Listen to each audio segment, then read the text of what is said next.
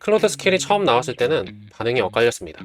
오, 이제 AI도 스킬을 쓸 수 있구나, 이렇게 본 사람도 있었고요. 이거 그냥 프롬프트 저장소 아닌가, 이렇게 본 사람도 있었습니다. 클로드 스킬이 처음 나온 지 거의 1년이 다 돼가는 지금 많이들 쓰고 계실 거라 생각이 듭니다. 시간이 지나고 보니까 중요한 부분들이 점점 밝혀지고 있어요. 스킬을 많이 설치하는 게 중요한 것도 아니었고, skill.md라는 파일을 직접 건드리는 것도 핵심이 아니었습니다. 진짜 차이는 클로드 코드 안에서 언제 이 스킬을 꺼내 쓰느냐 였다고 생각이 듭니다. 그래서 오늘 영상은 바이브 코딩 하실 때 클로드 스킬을 많이 사용하실 거라 생각이 드는데요. 코딩 시작 전에 쓸 스킬이 있고, 화면을 만들 때 쓸 스킬이 있고, 구현이 끝난 뒤에 쓸 스킬이 나눠지죠. 오늘은 이런 5단계에 맞춰서 작업 흐름을 조금 더 도와줄 수 있는 스킬 5가지를 골라서 소개해 드릴게요. 이 스킬들은 매우 유명한 스킬이라 이미 쓰고 계신 분들도 많을 거라 생각하니까요, 좀 가볍게 봐주셔도 좋을 것 같습니다. 자세한 설치 방법은 제가 설명란에다가 짧게 남겨두겠습니다. 첫 번째는 슈퍼파워즈입니다. 이거는 클로드 코드가 코딩하는 방식 그리고 프레임워크를 알려주는 스킬인데요. 이거를 쓰셨을 때 클로드가 오히려 빨리 코딩하지 못하도록 막는 도구입니다. 이게 무슨 의미냐면, 이런 경우도 있으시잖아요. 클로드 코드에서 버그를 내가 설명하자마자 바로 파일을 열고 몇 줄 고치고 다 됐습니다 라고 하는 경우들이 많아요. 이게 어떻게 보면 클로드 코드에서 조금 위험할 수 있는 순간인데, 이런 식으로 바이브 코딩을 하고 버그를 잡다 보면 제대로 원인 분석을 못하고 고치는 경우들이 많아요. 슈퍼파워즈는 이 흐름을 잘게 나누어서 올바르게 다시 원인 파악해서 고칠 수 있도록 도와주는 스킬입니다. 그래서 큰 기능을 만들기 전에 이렇게 시켜보시면 좋아요. 바로 구현하지 말고 슈퍼파워즈 스킬을 써서 요구사항부터 정리해줘. 그리고 개발 계획을 세우고 위험한 부분은 한번 짚어보고 그 다음에 구현을 해보자 라고 명령을 하시면 클로드가 문제를 먼저 나눠주고, 필요한 경우에는 테스트도 잡고요. 만약에 디버깅이 필요하다면 원인 조사까지 들어가집니다. 이 슈퍼파워즈 스킬은 작은 수정에는 조금 무거울 수 있고요. 버튼색 하나 바꾸는데 계획서까지 쓰면 조금 곤란하잖아요. 하지만 기능 단위의 어떤 작업이나 리팩토링, 원인을 모르겠는 버그를 잡는 데는 매우 좋은 스킬이라 생각합니다. 정리하면 슈퍼파워즈는 여러분들의 개발 속도를 올리는 스킬이라기보다 AI가 실수했을 때의 비용을 줄이는 스킬이라고 생각하시면 좋을 것 같아요. 두 번째 스킬인데요, 프론트엔드 디자인입니다. AI로 프론트엔드 디자인, 웹 화면을 만들어 본 분들은 어떤 느낌인지 아실 것 같은데요. 누가 봐도 AI가 만들었다 싶은 스타일들 있잖아요. 보라색 그라데이션이 들어간다던가, 둥근 카드, 과하게 그림자가 들어간 그런 비슷한 사스 같은 랜딩 페이지, 이런 것들이 처음에는 좀 괜찮아 보일 수 있는데 조금만 지나면 다 비슷해 보이고 뭔가 별로잖아요. 프론트엔드 디자인은 이거를 줄이는 스킬입니다. 중요한 부분은 화면을 다 만든 뒤에 이거를 좀 더 예쁘게 해줘 라고 시키는 용도로 쓰는 게 아니고요. 어떻게 쓰시냐면, 이건 관리자용 설정 화면이야, 화려한 랜딩 페이지 말고 실제 업무자가 매일 보는 화면처럼 만들어주고, 여기에 표현되는 정보 밀도는 높게, 그리고 모바일에서도 잘 보이도록 반응형으로 만들어줘, 이렇게 말하시게 되면 클로드가 디자인 방향을 먼저 잡고 들어갑니다. 여기에 design.md라 그래서 awesome design이라는 스킬을 같이 쓰셔도 좋더라고요. 그래서 누가 쓰는 화면인지, 어떤 분위기가 맞는지, 어떤 정보가 먼저 보여야 하는지도 한번 생각해 보시면서 이 스킬을 쓰시면 좋습니다. 그래서 이렇게 프론트엔드 디자인 스킬을 쓰시면 AI가 만든 티를 어느 정도 줄여줄 수 있습니다. 특히나 대시보드, 환경 설정 화면, 관리자용 페이지처럼 목적이 분명한 화면에서 차이가 매우 크다는 것을 저는 느꼈습니다. 세 번째입니다. 코드 리뷰 스킬입니다. 이것도 클로드에 포함되어 있는 스킬인데요.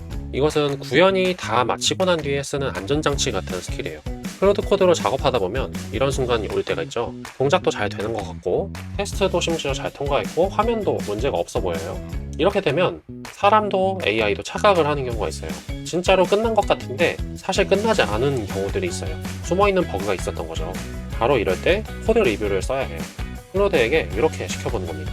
지금 개발한 변경사항을 리뷰해주고, 버그 가능성, 예외 처리, 보안적으로 문제 있는지, 아니면 기존 코드 컨벤션 규칙을 위반했는지 찾아봐줘. 그리고 칭찬 말고 문제만 정확하게 말해줘 라고 지시를 하게 되면요, 멀쩡해 보이는 코드에 의외로 많은 문제가 숨어 있다는 걸 알게 될 수 있습니다. 에러 케이스, 권한 체크, 비어있는 값들을 처리하는 방식, 인코딩 문제, 기존 패턴과 다른 코드, 나중에 유지보수하기 어려운 구조로 만들어진 것들, 이런 모든 것들을 한 번에 걸러주는 역할을 할 수 수 있는 스킬입니다. 그래서 저는 이거를 이렇게 봅니다.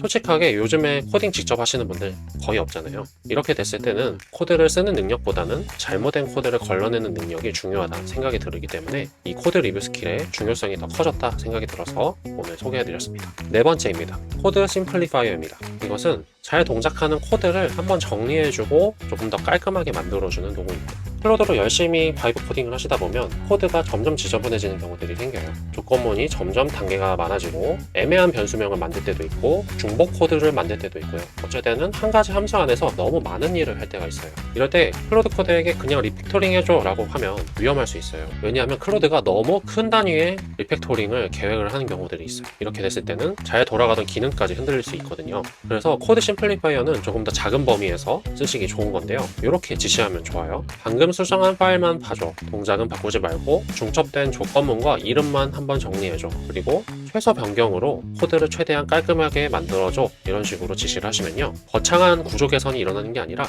조금 더 리뷰하기 좋은 상태로 정돈이 됩니다. 앞서 말씀드린 슈퍼파워즈 같은 경우가 작업을 시작하기 전에 계획을 수립하는 데 좋은 도구였다면 이 코드 심플리파이어는 작업이 마무리되는 단계에서 정리하는 목적으로 한번 쓰시면 좋은 거다라고 이해하시면 될 것 같습니다. 그래서 다른 사람들이 읽기 좋은 코드로 만들어주는 스킬이다 라고 생각하시면 될 것 같습니다. 마지막 다섯 번째, 스킬 크리에이터입니다. 어떻게 보면 제일 중요한 스킬이에요. 이거는 조금 다르게 봐야 하는 게 스킬이 처음 나왔을 때 스킬.md에다가 직접 내용을 입력해서 스킬들을 만들었었는데요. 좀 부담스러울 수 있잖아요. 그럴 때 이 도구를 쓰시면 좋아요. 그냥 클로드 코드 안에서 클로드에게 시키시면 돼요. 예를 들면 어떤 업무인지 모르겠지만 내가 매번 반복해서 말하는 이 작업 방식을 스킬로 만들어줘 라고 질문하시면 된다는 거죠.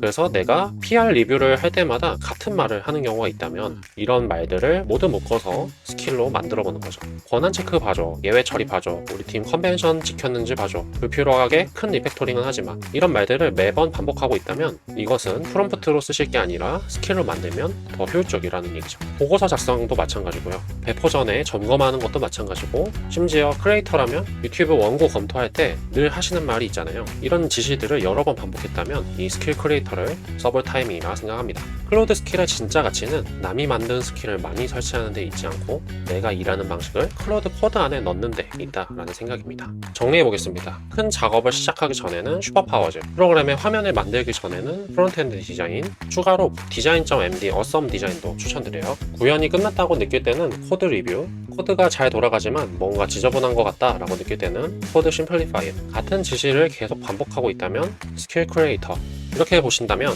클로드 스킬은 더 이상 프롬프트 저장소가 아니라 여러분들의 일의 순서를 바꾸는 장치로서 쓰일 수 있다라는 생각이 듭니다. 스킬을 잘 쓰는 방법은 그저 많은 스킬을 쓰는 게 아니라 필요한 순간에 정확하게 꺼내 쓰는 방식이라고 생각합니다.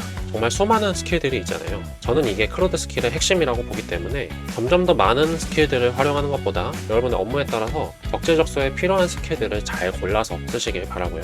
이렇게 썼을 때 토큰도 아낄 수 있고 여러분들의 작업 효율도 더 좋아질 것으로 기대가 됩니다.